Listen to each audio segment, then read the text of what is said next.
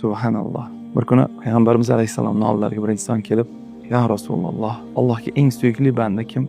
Allohga eng suyuk amal qaysi?" deb savol beradi. Mana eng yaxshi ko'rgan hadislarimdan biri bu hadislar. Bizni mana shu amallarga, mana shu ishlarga ilhomlantirgan hadis bu.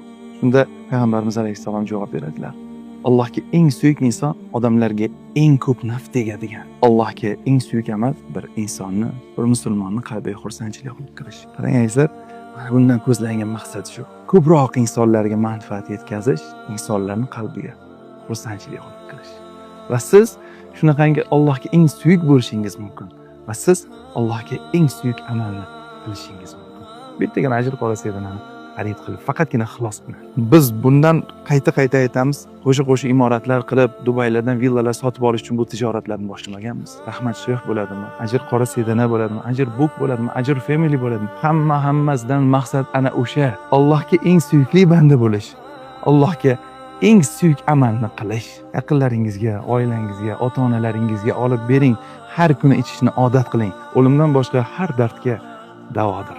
Ajr qora sedana. Bu o'zimiznikilarni qo'llab-quvvatlaydi.